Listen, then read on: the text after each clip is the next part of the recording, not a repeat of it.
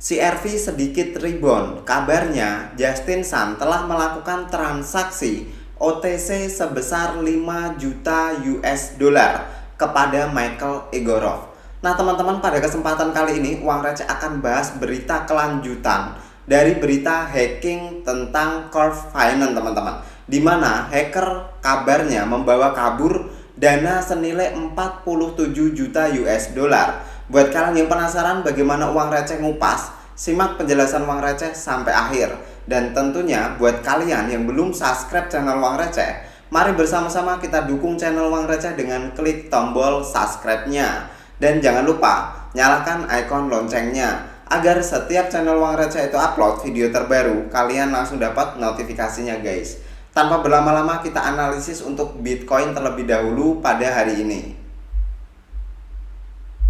Nah teman-teman, kemarin Uang Receh sudah sempat bahas soal tweet dari si Watcher Guru yang mengatakan SEC itu bilang kepada Coinbase semua aset cryptocurrency kecuali Bitcoin dikatakan sekuritas. Nah teman-teman, sekali lagi Uang Receh ingatkan untuk berita tersebut sebenarnya adalah berita 1 bulan yang lalu, itu bukan berita baru, dan kemungkinan sekarang di repost ulang hanya sekedar untuk menebar fear atau menggoreng-goreng tentang cryptocurrency teman-teman. Dan hari ini juga ada berita yang menurut Uang Receh juga impactnya cukup buruk terhadap dunia cryptocurrency. Ini masih sama dari Watcher Guru. Sebenarnya ini berita sudah cukup lama teman-teman, ini berita cukup lama dan mungkin sekarang di post lagi atau mungkin ada perkembangan baru dari kasusnya FTX atau exchange nomor 2 terbesar yang sekarang sedang bangkrut. Ada proses reopening lagi teman-teman, atau mungkin peluncuran ulang dari FTX 2.0. Tentunya banyak dari kita yang sudah lama mengikuti perkembangan industri cryptocurrency, tentunya kita nggak mau FTX itu bangkit lagi teman-teman, ataukah mungkin dengan nama-nama yang baru, ataukah dengan cara-cara yang baru. Dan tentunya itu adalah sebuah sentimen negatif menurut Uang Receh pribadi. Si Watcher Guru itu menge-tweet bankrupt FTX confirm plan to relaunch the crypto exchange. Sekali lagi ini sebenarnya bukan berita baru, ini sudah cukup lama ya teman-teman. Dan impactnya terhadap Bitcoin apa, kita akan coba lihat teman-teman. Untuk hari ini Bitcoin sebenarnya cukup tertekan dan sekarang berada di posisi 28.778. Analisis dari Uang Receh masih tetap sama di time frame daily seperti analisis yang sebelumnya Uang Receh sudah sempat share ke kalian. Bitcoin memang dalam keadaan tertekan oleh seller. Hal ini terlihat dari beberapa indikasi yang Uang Receh sudah bahas di pembahasan sebelumnya teman-teman. Nah, sampai kira-kira ke titik berapa untuk koreksi Bitcoin, Uang Receh consider untuk Bitcoin itu sendiri mungkin atau kemungkinan besar akan terkoreksi sampai ke titik 28.500, di mana Uang Receh percaya di sekitaran area sana melupakan area SNR sebelumnya dan sekarang itu berperan sebagai support teman-teman. Selain itu ada potensiali Bitcoin akan retest ke posisi 27.700 atau 27.800.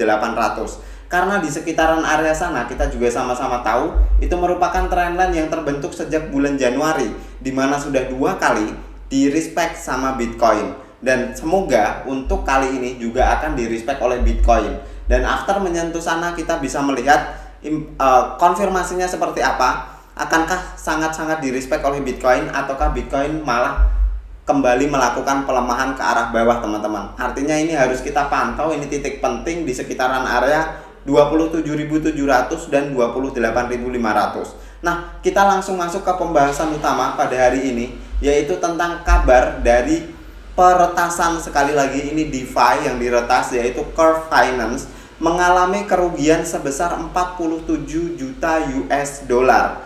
Dan ini terjadi kemarin teman-teman.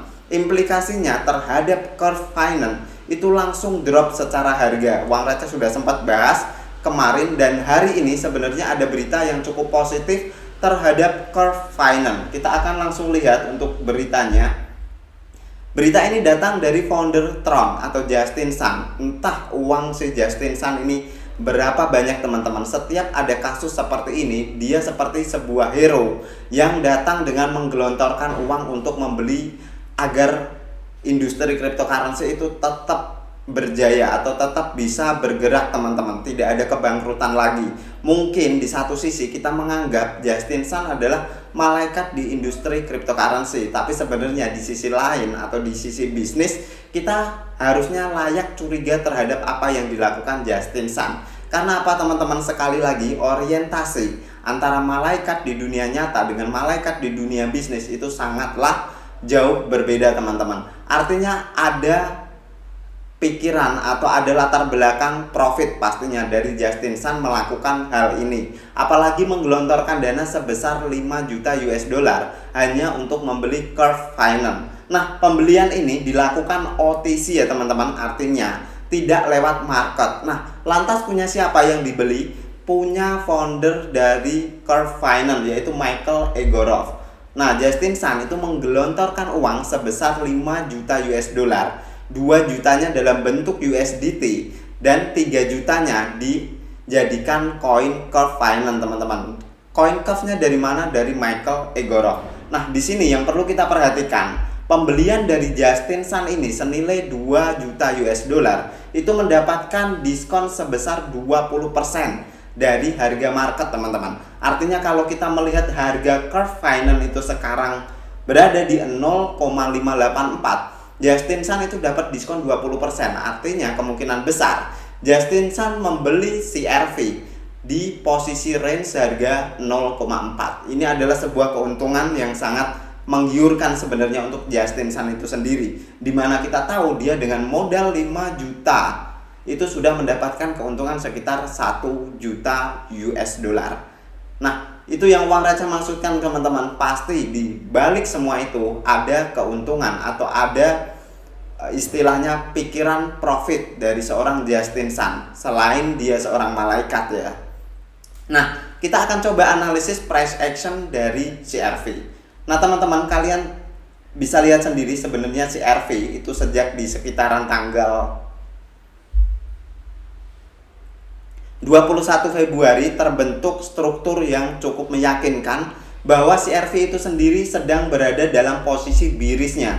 Artinya after dia menyentuh di posisi high sekitar 1,2 US dollar, after itu terbentuk yang namanya potensi low teman-teman di sekitaran angka 0,83, dan setelahnya kita sama-sama tahu terbentuk yang namanya lower high, terus terbentuk lower low, dan terbentuk lower high lagi, dan sekarang adalah potensial ke lower low selanjutnya teman-teman. Nah, bagaimana cara kita atau buat kalian mungkin yang masih holder CRV untuk bisa mengambil probabilitas terbaik teman-teman? Yang pertama, uang receh sarankan jika kalian dalam keadaan merugi dan kalian berpikir secara fundamental ini bukanlah hal yang bagus, artinya kalian harus merelakan, kalian harus cut untuk loss kalian teman-teman. Tapi kalian yang belum masuk ke CRV, mungkin ini adalah sebuah ladang teman-teman untuk mencari cuan atau mencari profit. Di sini ada beberapa hal yang perlu kalian pantau di pergerakan price action CRV. Nah, untuk price actionnya sendiri di time frame daily, uang receh percaya kita bisa melihat di sekitaran tanggal 30 Juli kemarin pada saat si CRV kena hack, kita melihat penurunan yang cukup dalam dari CRV teman-teman. Penurunan ini kalau kita ukur sampai ke bagian bawah candlenya itu mencapai 34,38% hanya dalam waktu satu hari teman-teman. Dan after Justin Sun mengumumkan pembelian lewat OTC, kita melihat untuk price action itu terjadi rebound yang cukup signifikan. Nah, berkaca dari hal ini teman-teman, sebenarnya kita bisa melihat sebuah titik support untuk CRV itu sendiri. Support ini terbentuk di sekitaran tanggal 15 Juni dan kemarin juga terbentuk di sekitaran tanggal 31 Juli. Artinya support ini cukup di respect sama CRV di luar pembelian dari Justin Sun teman-teman. Nah, selain itu titik yang perlu kita pantau buat kalian yang mau mencari cuan di CRV, menurut uang receh dalam keadaan panjang atau dalam keadaan candlestick harian, ada kemungkinan besar memang dalam beberapa hari ini kemungkinan CRV untuk sedikit rebound teman-teman. Tapi yang perlu menjadikan catatan, rebound ini haruslah kalian pantau, akankah reboundnya itu impulsif naik ke atas teman-teman, dan after itu mampu memaintain di sekitaran area 0,73 atau bahkan 0,75. Ini ada potensial untuk CRV bakal melanjutkan sesi naiknya teman-teman. Karena apa? Kita bisa melihat ini adalah titik konsolidasi terakhir dari CRV sebelum melakukan penurunan. Bisa kita simpulkan di sekitaran area sini harusnya akan menjadi resisten atau cukup banyak order sell yang belum terselesaikan.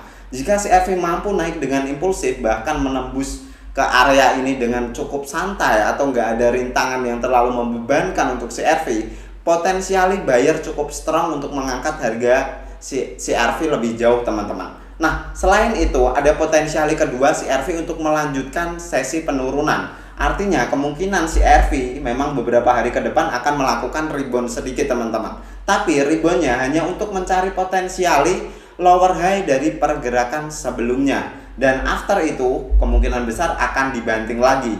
Posisi yang perlu kalian waspadai untuk titik support paling bawah di luar posisi support di sekitaran tanggal 0,5 teman-teman. Di sekitaran tanggal 31 kemarin itu ada salah satu posisi support juga yang perlu kalian pantau yang terbentuk sejak tanggal 28 Desember tahun 2022 berada di angka sekitar 0,5 US dollar. Nah, itu adalah pergerakan CRV di time frame daily teman-teman. Untuk kalian bisa pantau, kalian bisa manfaatkan untuk price action dan tentunya kalian bisa manfaatkan untuk mencari cuan. Tapi sekali lagi it's not financial advice. Nah, kita lanjut ke satu koin sebelum penutupan teman-teman. Di sini Uang Receh akan bahas EVI. Kenapa EVI? Karena EVI ada hubungannya sama CRV. Ternyata usut punya usut. Si Michael Egorov itu punya utang kepada si EVI itu punya utang kepada Michael Egorov. Nah, teman-teman, kalau si CRV dalam kesulitan likuiditas, tentunya Michael Egorov akan melakukan likuidasi kepemilikannya di EVI. Sebesar apa? Sebesar 70 juta US dollar. Artinya ini akan menjadikan EVI tekanan jual yang cukup masif. Dan Uang Receh kemarin sudah sempat bahas di saat EVI itu break dari posisi trendline yang terbentuk sejak ini teman-teman. After CRV itu break dari sini, Uang Receh kemarin bahas ada potensial untuk melakukan short. Karena berkaca dari fundamental yang ada, kasus CRV juga bakal berimpact terhadap EVI. Kita melihat EVI melakukan penurunan yang cukup impulsif teman-teman. Nah, kira-kira penurunannya sampai mana? Yang perlu kita antisipasi kalau kita gunakan Fibonacci teman-teman. Kita tarik dari swing low-nya menuju ke swing high-nya.